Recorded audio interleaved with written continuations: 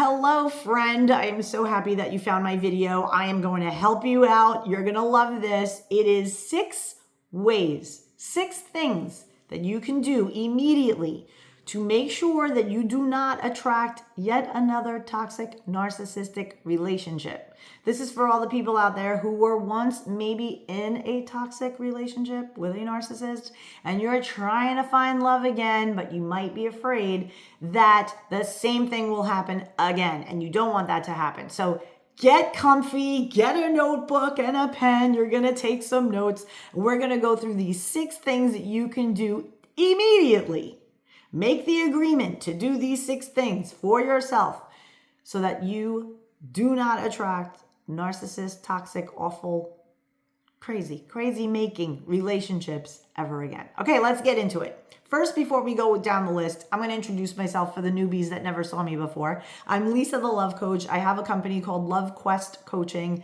You can find it at lovequestcoaching.com. There's a link in the description where you can go and get your free love life assessment. And it's not AI, it's actually me. You get an assessment, you take the assessment, I actually see it, read it, and I give you a detailed report back. So check out the link in the description to get that. But let's jump into the 6 things that you are going to do so that you do not attract toxic, narcissistic, awful, head case relationships anymore. Okay, first, you are going to get very clear, write them out, remind yourself of them, your red flags. The things that you see that you are like, that is a hard pass for me.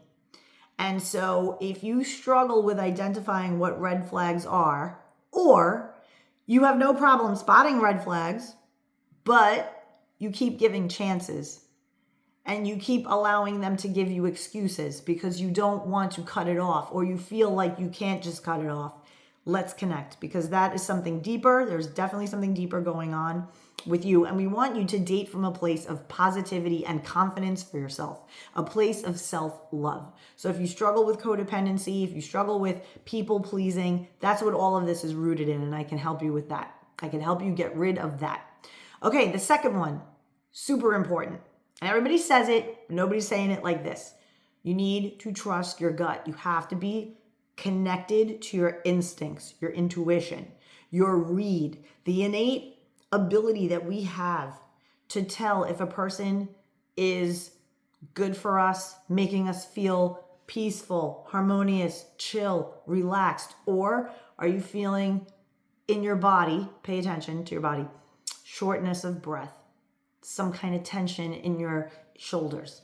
Anytime you're tense, anytime you feel like you're not at ease, this is a red flag that this person isn't for you. Your own body will tell you if somebody is predatory. We are built to assess prey, to keep ourselves safe.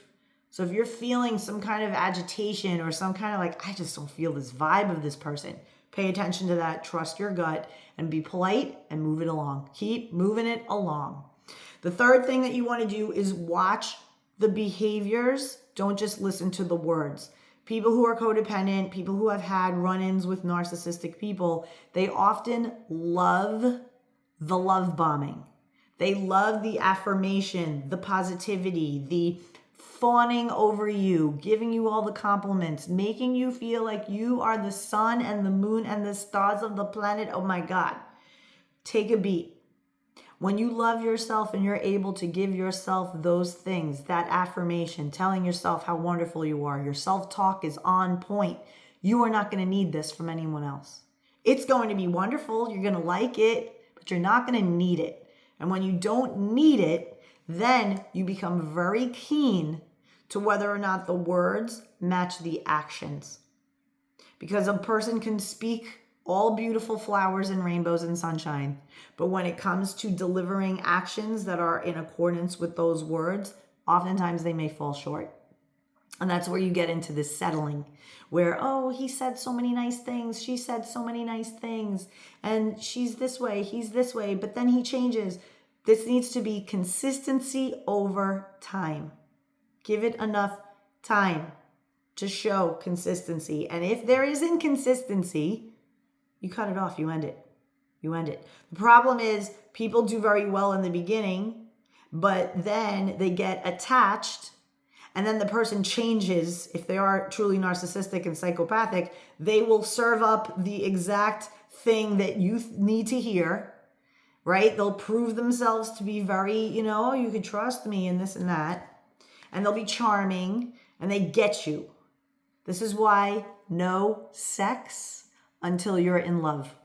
This is the ultimate boundary that a powerful woman can have. And man too. If a man is truly a stoic and he says, you know what, I am not going to get mixed up romantically with a woman until I know for sure that she is for me. And the same with women and men. There are too many people, because of their insecurities, hopping into bed, getting all physical with people prematurely. And it messes up the flow of the relationship. And then you wonder why you end up in these toxic, narcissistic relationships. You get the feels. Too much attachment happens once you have that physical connection, that romantic physical connection, especially for women.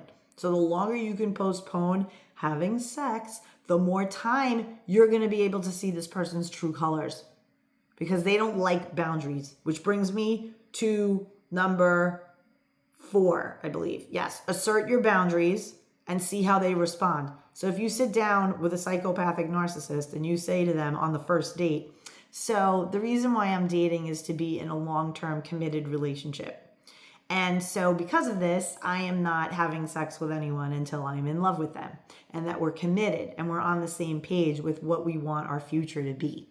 And then we'll celebrate that love through physical having sex. So if you communicate that up front and they don't cherish that, instead, they try to manipulate you. They try to put you in situations where you constantly have to fight them off, and they're not respectful of that boundary. That is a massive red flag, because the whole entire point of asserting that boundary is to show your value and that they should value you in accordance with that, right? So I had said this to my husband, my now husband. So I met my husband when I was 50 and he was 56. This is my second husband.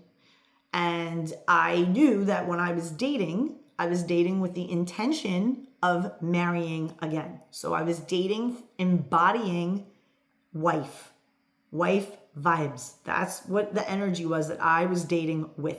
Therefore, my behavior had to match my intention.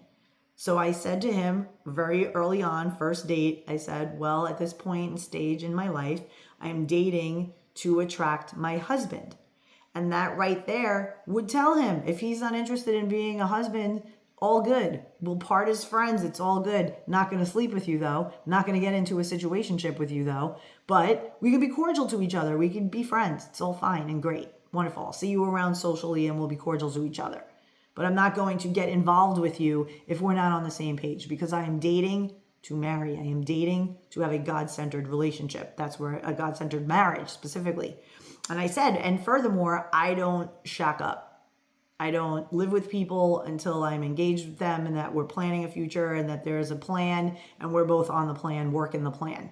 And he totally understood. He appreciated that more, meaning it elevated my value. He right away knew wow, this is a marryable woman. This is marriage-minded woman. This isn't just some chick I could just hook up with and think it's nothing. So it elevated my quality in his eyes. So needless to say, we ended up continuing with our relationship and we fell in love, got married, all of the things.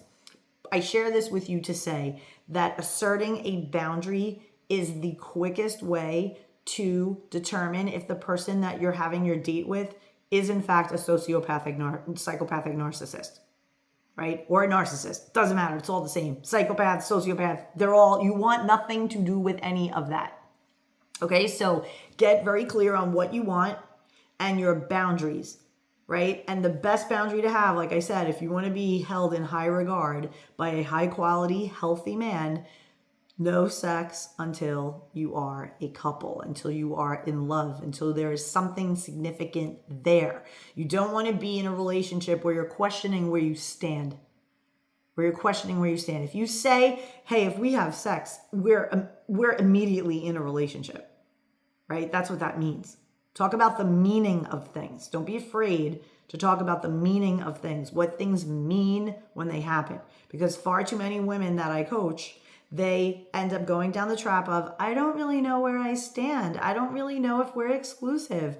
And I'm like, well, did you have sex yet? And they're like, yeah, of course we had sex. Okay, so why are you even having this confusion? If you advocate for yourself and you love yourself, you should be able to say before sex is had, if we have sex, just so that we're clear, I am going to assume that we are a couple and that we're exclusive.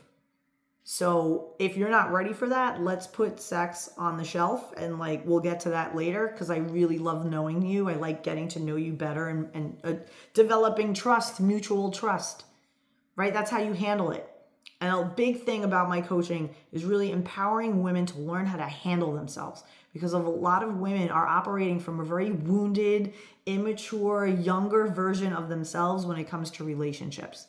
They're not operating from a mature woman, adult, with her wits and her soul and her advocacy, everything aligned. Because if they are, the higher quality men are going to go for those women. If you are that type of woman, if you are operating in alignment, high quality men are always looking for those types of women. You will attract them. So let's get into point number 5. I think I'm on 5. Past relationships. Everybody talks about, oh, you don't want to talk about past relationships. Not true. You absolutely want to talk not just about past relationship, but the most significant relationship. The most recent, the most significant. You want to get a sense of, why did this end? What did you learn? You want to hear them talk about their most recent and significant relationship. And why is that? Because you want to see how they are, how they talk about it, and if they are over this person or not. And also, the psychopath, the narcissist, they will never take accountability. They will always place blame. They will shift the blame. They will vilify their ex. So you want to listen to all of these things. I wrote a full article with all of these 6 points in it. That's also in the description below.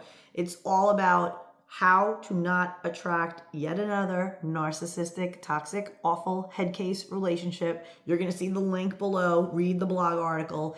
You print it out, bring it to brunch, talk about it with your girlfriends, with your sister, with your bros, because my content's not just for women, it's for men too. And really, really get to the root of why you are tripped up when it comes to dating. Is it that you don't trust yourself? Is it that you just know that they're going to hurt you in the end and you're just afraid, but yet you want love and you're operating from a place of fear, right? So the other thing, and the last one, is to not fall for their potential, right? A lot of times women, and this is again the sex thing, once you have sex, you romanticize this person. You start to look at him with all this great potential instead of allowing time to really see what you got. What is this person about in front of me? And then you can make decisions of whether or not you want to be with them or not.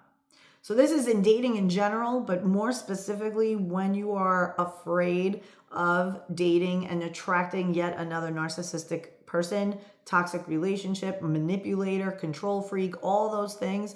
These are the ways, the 6, there are many others, and of course we go through all of them through my coaching, and you can connect with me also via the link below. If you go into the description, I leave my link, so if you want to do a one-on-one session, you totally can. I am Lisa, the Love Coach. I am so happy that you guys found me, and I really am glad we connected, and I hope to connect with you again soon if I could be of any help to you in your dating journey on any topic that is yours. Definitely connect with me and start off by getting that free love life assessment at lovequestcoaching.com. Have a good one. Date safe. Date with power. Bye.